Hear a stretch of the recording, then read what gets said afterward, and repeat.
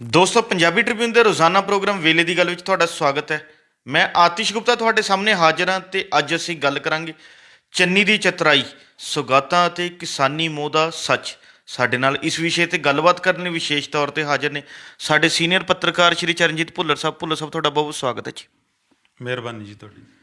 ਚਰਨਜੀਤ ਜੀ, ਪੰਜਾਬ ਦੇ ਮੁੱਖ ਮੰਤਰੀ ਚਰਨਜੀਤ ਸਿੰਘ ਚੰਨੀ ਪਿਛਲੇ ਕੁਝ ਦਿਨਾਂ ਤੋਂ ਪੰਜਾਬ ਦੇ ਲੋਕਾਂ ਨੂੰ ਤੋਹਫੇ ਵੰਡਣ ਲੱਗੇ ਹੋਏ ਨੇ, ਜਿਨ੍ਹਾਂ ਨੇ ਅੱਜ ਫੇਰ ਤੇਲ ਕੀਮਤਾਂ 'ਚ ਕਟੌਤੀ ਕਰਕੇ ਜਿਹੜਾ ਹੈਗਾ ਇੱਕ ਵੱਡਾ ਤੋਹਫਾ ਦਿੱਤਾ ਹੈ।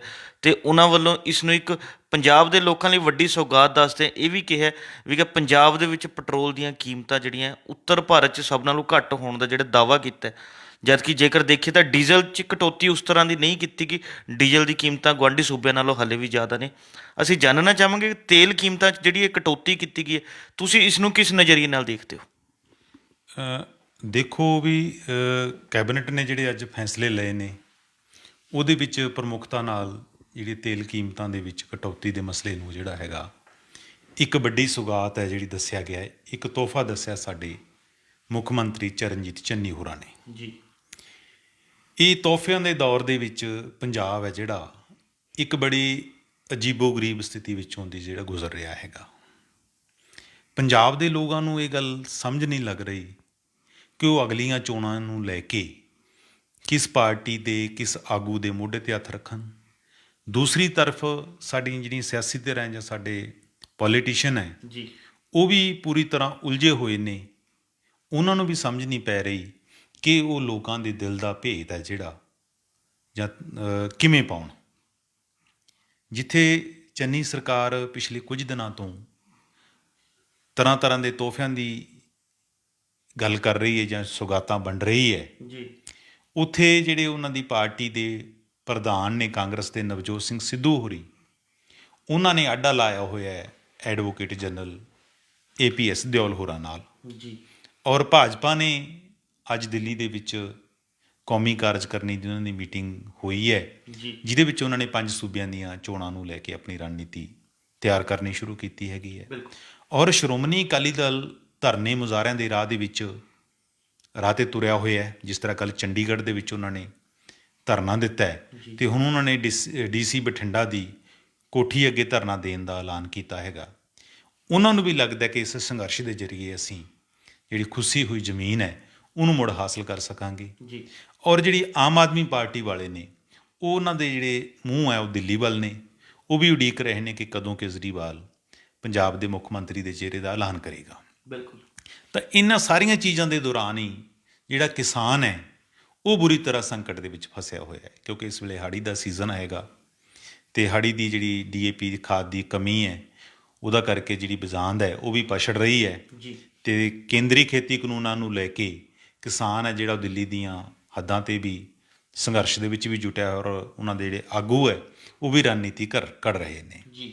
ਔਰ ਜਿਸ ਤਰ੍ਹਾਂ ਤੁਸੀਂ ਗੱਲ ਕੀਤੀ ਹੈ ਚੰਨੀ ਸਰਕਾਰ ਜਾਂ ਅੱਜ ਪੰਜਾਬ ਕੈਬਨਿਟ ਵੱਲੋਂ ਜਿਹੜੇ ਫੈਸਲੇ ਲਏ ਗਏ ਹੈ, ਜਿਨ੍ਹਾਂ ਵਿੱਚ ਮੁੱਖ ਤੌਰ 'ਤੇ ਤੇਲ ਦੀਆਂ ਕੀਮਤਾਂ ਦੀ ਗੱਲ ਕੀਤੀ ਗਈ ਹੈ, ਤਾਂ ਉਹਦੇ ਵਿੱਚ ਕੈਬਨਿਟ ਨੇ ਪੰਜਾਬ ਦੇ ਵਿੱਚ ਜਿਹੜੀ 10 ਰੁਪਏ ਪੈਟਰੋਲ ਦੀ ਪ੍ਰਤੀ ਲੀਟਰ ਕੀਮਤ ਦੇ ਵਿੱਚ ਕਟੌਤੀ ਕੀਤੀ ਹੈ। ਔਰ ਇਸ ਤਰ੍ਹਾਂ ਡੀਜ਼ਲ ਦੇ ਭਾਅ ਦੇ ਵਿੱਚ ਵੀ 5 ਰੁਪਏ ਦੀ ਜਿਹੜੀ ਕਟੌਤੀ ਹੈ ਸਰਕਾਰ ਨੇ ਕੀਤੀ ਹੈ। ਜੀ। ਔਰ ਮੁੱਖ ਮੰਤਰੀ ਨੇ ਇਸ ਨੂੰ ਇੱਕ ਵੱਡੀ ਸੁਗਾਤ ਦਾ ਨਾਂ ਦਿੱਤਾ ਹੈ। ਚੰਗਾ ਹੁੰਦਾ ਉਸ ਨੂੰ ਇਹ ਮੁੱਖ ਮੰਤਰੀ ਸਾਹਿਬ ਸਾਡੇ ਇਹਨੂੰ ਤੋਹਫਾ ਨਾ ਦੱਸਦੇ, ਕਿਉਂਕਿ ਤੋਹਫਾ ਤਾਂ ਉਹ ਹੁੰਦਾ ਕਿ ਜਿਹੜਾ ਤੁਸੀਂ ਆਪਣੇ ਨਿੱਜੀ ਜੇਬ 'ਚੋਂ ਦਿੱਤਾ ਹੋਵੇ। ਜੀ। ਸਾਡੇ ਵਿੱਤ ਮੰਤਰੀ ਨੇ ਆਪਣੀ ਜੇਬ 'ਚੋਂ ਇਹ ਐਲਾਨ ਕਰ ਦਿੱਤਾ ਹੋਵੇ, ਚੰਨੀ ਸਾਹਿਬ ਨੇ ਕਰ ਦਿੱਤਾ ਹੋਵੇ ਜਾਂ ਕੈਬਨਿਟ ਨੇ ਕਰ ਦਿੱਤਾ ਹੋਵੇ। ਇਹ ਤਾਂ ਟੈਕਸ ਪੇਅਰ ਦਾ ਪੈਸਾ ਸੀ। ਜੀ। ਸਾਡੀ ਵੈਲਫੇਅਰ ਸਟੇਟ ਹੈ। ਵੈਲਫੇਅਰ ਸਟੇਟ ਦਾ ਜਿਹੜਾ ਕੰਸੈਪਟ ਹੈ ਜਾਂ ਮੁੱਢਲਾ ਅਸੂਲ ਹੀ ਲੋਕਾਂ ਦੀ ਭਲਾਈ ਹੈਗੀ ਹੈ।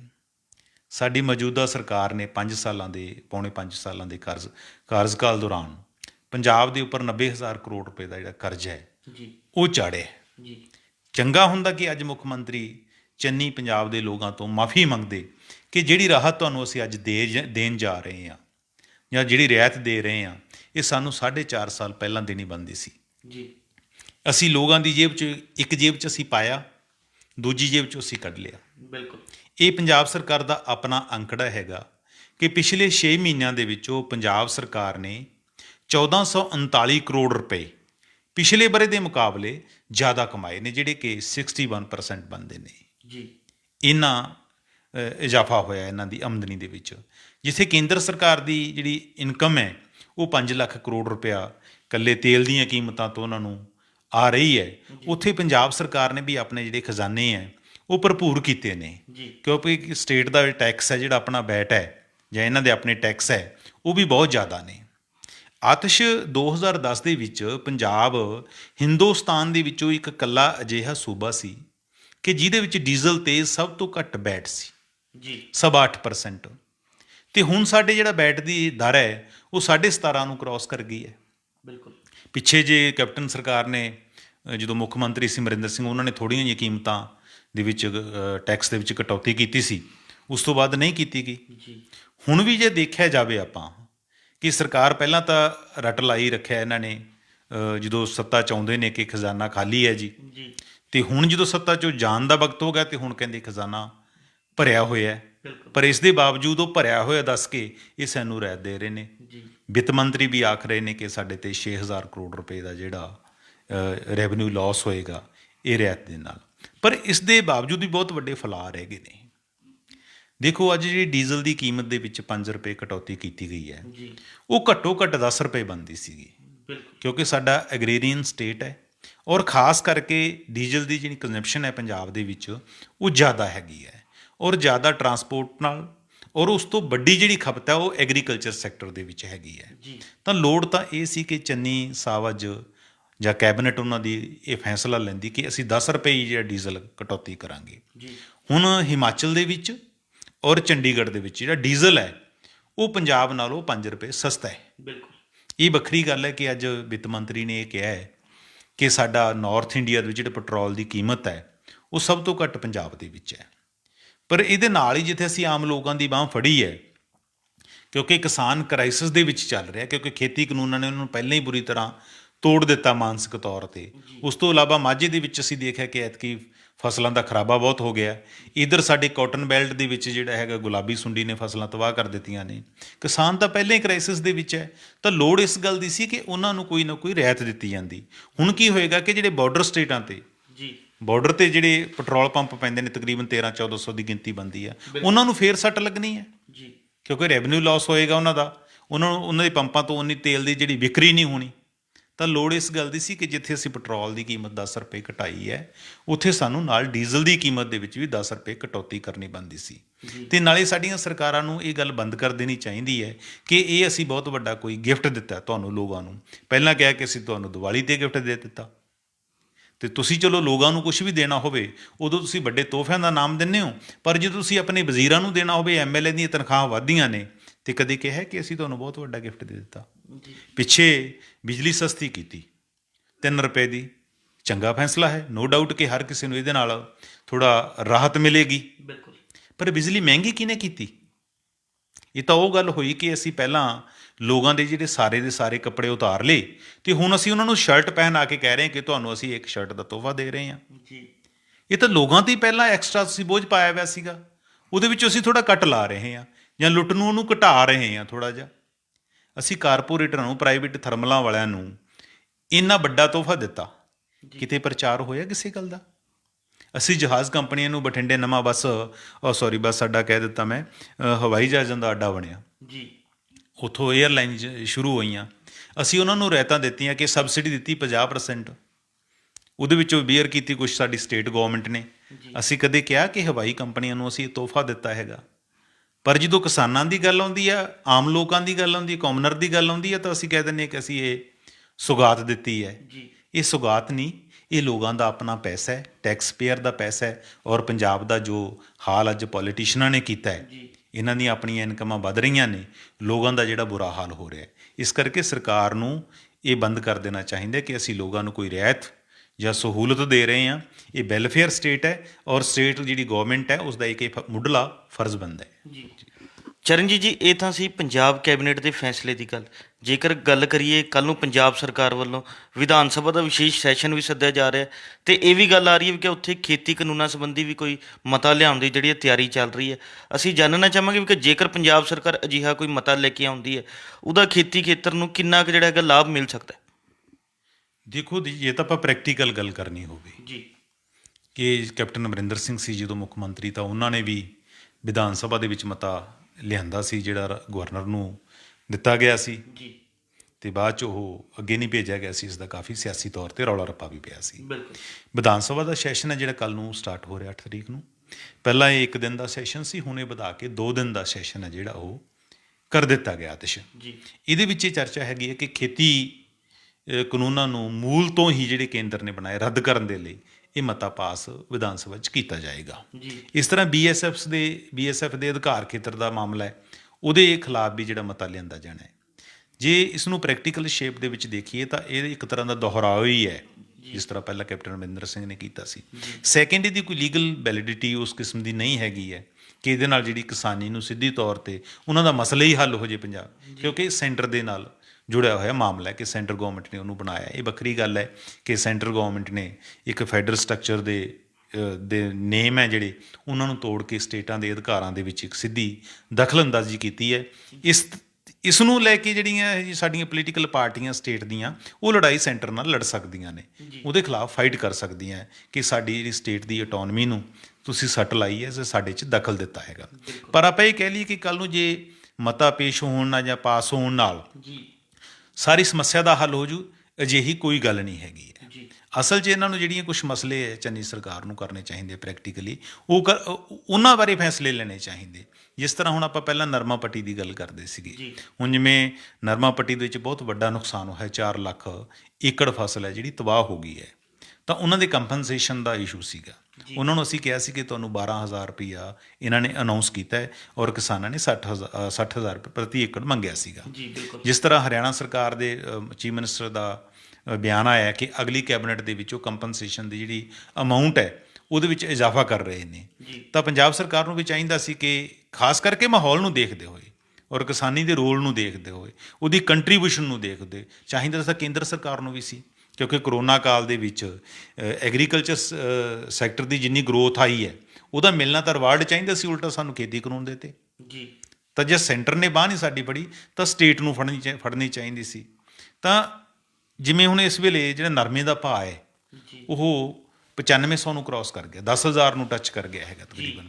ਤਾਂ ਇਹਦੇ ਨਾਲ ਟੱਚ ਕਰਨ ਨਾਲ ਕੀ ਹੋਇਆ ਕਿ ਜਿਹੜੇ ਸਟੇਟ ਗਵਰਨਮੈਂਟ ਦੇ ਟੈਕਸ ਨੇ, ਜਿਹੜਾ RDF ਹੈ ਜਾਂ ਮਾਰਕੀਟ ਫੀਸ ਹੈ, ਉਹਦੇ ਵਿੱਚ ਜਿਵੇਂ ਪਿਛਲੇ ਸਾਲ 5,000, 5300, 5400, 5500 ਕੁਝ ਕੁ ਫਸਲਾਂ 6,000 ਟੱਚ ਕੀਤੀਆਂ ਸੀਗੀਆਂ ਨਰਮੇ ਦੀ ਭਾਅ ਹੈ ਜਿਹੜਾ ਪ੍ਰਤੀ ਕੁਇੰਟਲ, ਤਾਂ ਐਤਕੀ ਭਾਅ ਜਿਹੜਾ ਡਬਲ ਹੋ ਗਿਆ ਤਕਰੀਬਨ। ਤਾਂ ਸਟੇਟ ਗਵਰਨਮੈਂਟ ਦੇ ਜਿਹੜੇ ਟੈਕਸ ਹੈ ਉਹ ਤੋਂ ਜਿਹੜਾ ਰੈਵਨਿਊ ਹੋਣਾ ਉਹ ਵੀ ਡਬਲ ਹੋ ਗਿਆ।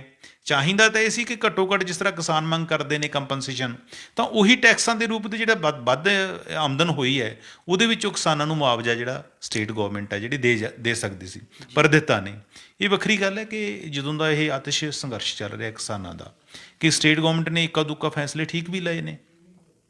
ਜਿਸ ਤਰ੍ਹਾਂ ਕਿਸਾਨ ਘੋਲ ਦੇ ਦੌਰਾਨ ਜਿਵੇਂ ਜਿਹੜੇ ਕਿਸਾਨ ਜਾਂ ਮਜ਼ਦੂਰਾਂ ਦੀ ਜਾਨ ਚਲੀ ਗਈ ਹੈ ਉਹਨਾਂ ਨੂੰ ਮੁਆਵਜ਼ਾ ਦੇਣਾ 5-5 ਲੱਖ ਰੁਪਏ ਦਾ, ਉਹ ਠੀਕ ਫੈਸਲਾ ਹੈਗਾ। ਇਸ ਤਰ੍ਹਾਂ ਉਹਨਾਂ ਨੂੰ ਮੁੜ ਵਸੇਬੇ ਲਈ ਉਹਨਾਂ ਨੂੰ ਨੌਕਰੀ ਦਾ ਪ੍ਰਬੰਧ ਕਰਨਾ, ਉਹ ਵੀ ਸਰਕਾਰ ਦਾ ਠੀਕ ਫੈਸਲਾ ਹੈਗਾ। ਪਰ ਇਹ ਤਾਂ ਇੱਕ ਟੈਂਪਰੇਰੀ ਇਲਾਜ ਨੇ, ਚਲੋ ਤੁਸੀਂ ਕਰ ਰਹੇ ਹੈਗੇ ਹੋ। ਲੋੜ ਇਸ ਗੱਲ ਦੀ ਹੈ ਕਿ ਜੇ ਅਗਰ ਸਰਕਾਰਾਂ ਜਾਂ ਪੋਲੀਟੀਕਲ ਪਾਰਟੀਆਂ ਸਾਡੀਆਂ ਸੱਚਮੁੱਚ ਉਹ ਕਿਸਾਨੀ ਪ੍ਰਤੀ ਸੁਹਿਰਦ ਨੇ ਜਾਂ ਉਹਨਾਂ ਨੂੰ ਕਿਸਾਨੀ ਪ੍ਰਤੀ ਮੋਹ ਹੈ, ਤਾਂ ਉਹਨਾਂ ਨੂੰ ਵੱਡੇ ਫੈਸਲੇ ਲੈਣੇ ਪੈਣਗੇ।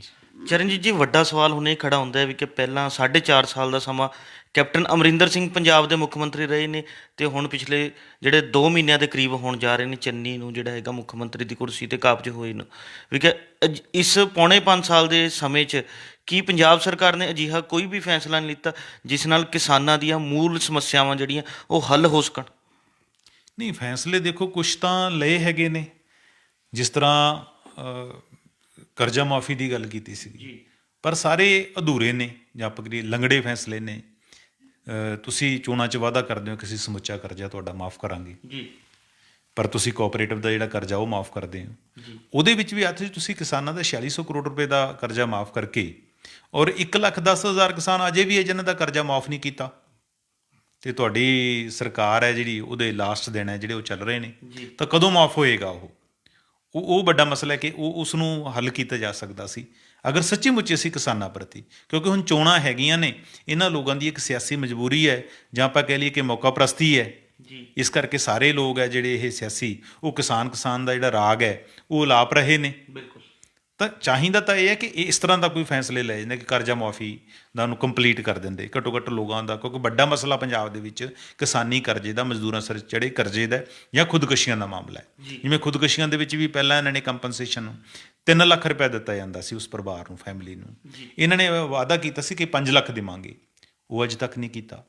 ਇਵੇਂ ਜਿਵੇਂ ਸਾਡੇ ਵਿੱਤ ਮੰਤਰੀ ਖੁਦ, ਮੈਂ ਆਪ ਉਹਨਾਂ ਤੋਂ ਸੁਣਦਾ ਰਿਹਾ ਸਟੇਜਾਂ 'ਤੇ, ਜਦੋਂ ਸਰਕਾਰ ਬਣੀ ਹੈ ਤਾਂ ਉਹ ਕਹਿੰਦੇ ਸੀ ਕਿ ਜੀ ਸ਼੍ਰੋਮਣੀ ਅਕਾਲੀ ਦਲ ਜਾਂ ਭਾਜਪਾ ਗੱਠਜੋੜ ਦੀ ਸਰਕਾਰ 10 ਸਾਲ ਦੇ ਵਿੱਚ ਐਗਰੀਕਲਚਰ ਪਾਲਿਸੀ ਨਹੀਂ ਲਿਆ ਸਕੀ, ਬੀਰੋ ਅਸੀਂ ਲਿਆ ਕੇ ਦਿਖਾਵਾਂਗੇ। ਤੇ ਲਾਸਟ ਕੈਬਨਿਟ ਆਪਾਂ ਕਹਿ ਲਈਏ ਸੈਸ਼ਨ ਹੈਗਾ, ਤੇ ਇਹਨਾਂ ਦੀ ਸਰਕਾਰ ਵੀ ਪਾਲਿਸੀ ਨਹੀਂ, ਐਗਰੀਕਲਚਰ ਪਾਲਿਸੀ ਨਹੀਂ ਲਿਆ ਸਕੀ। ਉਹਦਾ ਡਰਾਫਟ ਤਿਆਰ ਹੈ, ਮਤਲਬ 2-3 ਵਾਰੀ ਤਿਆਰ ਹੋ ਗਿਆ ਡਰਾਫਟ ਉਹਦਾ, ਬਿਲਕੁਲ ਉਹ ਅਜੇ ਤੱਕ ਨਹੀਂ ਲਾਗੂ ਕੀਤਾ। ਅਗਰ ਸਮੱਸਿਆਵਾਂ ਦਾ ਅਸੀਂ ਹੱਲ ਪੱਕੇ ਤੌਰ 'ਤੇ ਉਹਦਾ ਕੋਈ ਸਮਾਧਾਨ ਕੱਢਣਾ ਚਾਹੁੰਦੇ ਸੋਲੂਸ਼ਨ, ਤਾਂ ਪਾਲਿਸੀ ਆਉਣੀ ਚਾਹੀਦੀ ਸੀ। ਘੱਟੋ ਘੱਟ ਆਪਣੇ ਬਚਨਾਂ 'ਤੇ ਵਿੱਤ ਮੰਤਰੀ ਨੂੰ ਖੜਨਾ ਚਾਹੀਦਾ ਸੀਗਾ। ਕੰਪਨਸੇਸ਼ਨ ਦਾ ਇਸ ਤਰ੍ਹਾਂ ਬਹੁਤ ਸਾਰੀ ਫਸਲ ਹੈ ਜਿਹੜੀ ਕੁਦਰਤੀ ਆਫਤਾਂ ਦੀ ਲਪੇਟ ਦੇ ਵਿੱਚ ਆ ਜਾਂਦੀ ਹੈਗੀ ਹੈ।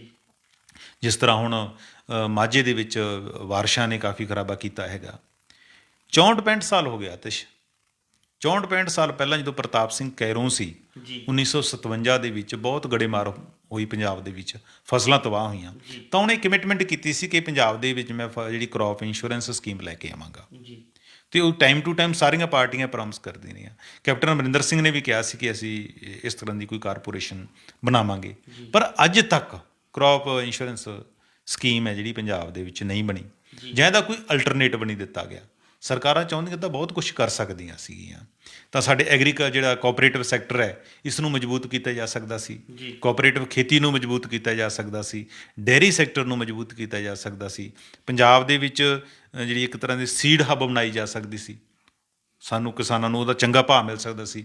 ਅਸੀਂ ਆਪਣੀਆਂ ਜਿਹੜੇ ਕ੍ਰੌਪਸ ਹੈਗੇ, ਉਹਨਾਂ ਦੇ ਜਿਹੜੇ ਬੀਜ ਹੈ, ਉਹ ਦੂਸਰੀਆਂ ਸਟੇਟਾਂ ਨੂੰ, ਦੂਸਰੇ ਕੰਟਰੀਆਂ ਨੂੰ ਭੇਜ ਸਕਦੇ ਸੀ। ਇਸ ਕਿਸਮ ਦਾ ਕਿਤੇ ਵੀ ਕੁਛ ਨਹੀਂ ਕੀਤਾ ਗਿਆ। ਤਾਂ ਚਾਹੀਦਾ ਇਹ ਸੀ ਕਿ ਪਰਮਾਨੈਂਟ ਸੋਲੂਸ਼ਨ ਕੀਤਾ ਜਾਂਦਾ, ਪਰ ਸਰਕਾਰਾਂ ਨੇ ਆਪਣਾ ਜਿਹੜਾ ਡੰਗ ਟਪਾਈ ਕੀਤੀ ਹੈ।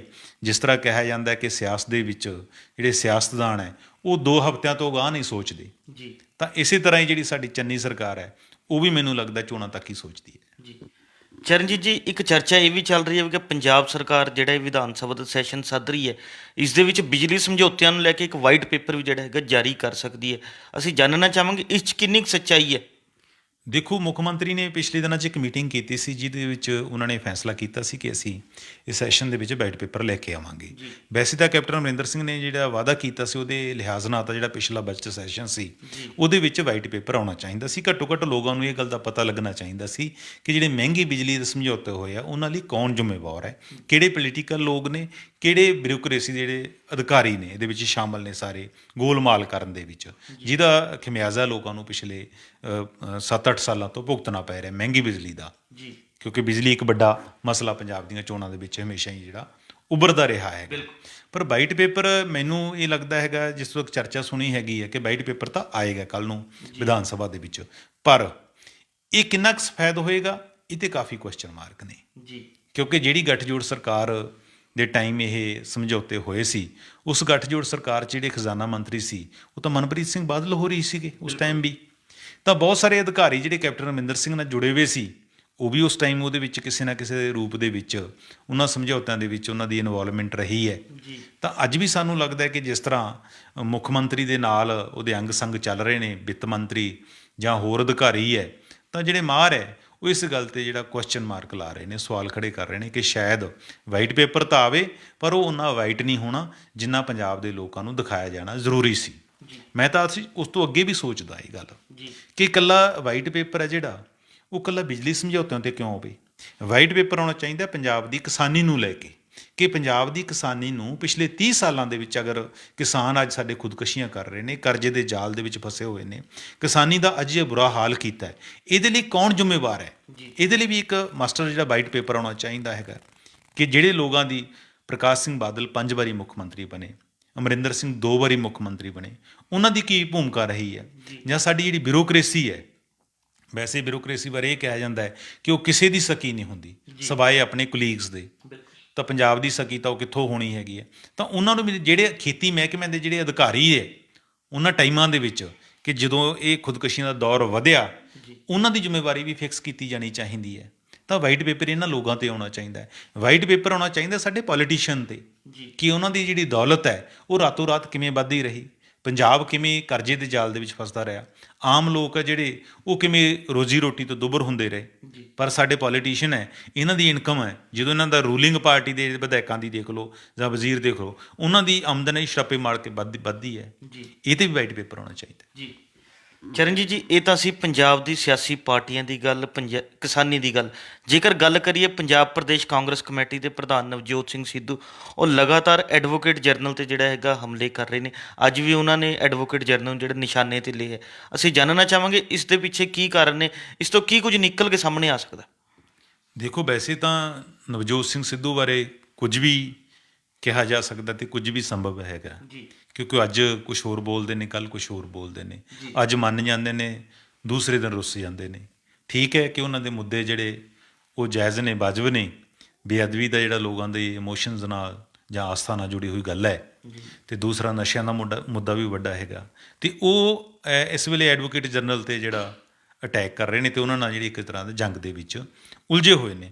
ਪਰ ਚਾਹੀਦਾ ਤਾਂ ਇਹ ਹੈ ਕਿ ਇਕੱਲਾ ਇਹ ਇਸ਼ੂ ਨਹੀਂ ਨਾ ਪੰਜਾਬ ਦੀ ਕਿਸਾਨੀ ਦਾ ਕਿੱਡਾ ਇਸ਼ੂ ਹੈਗਾ।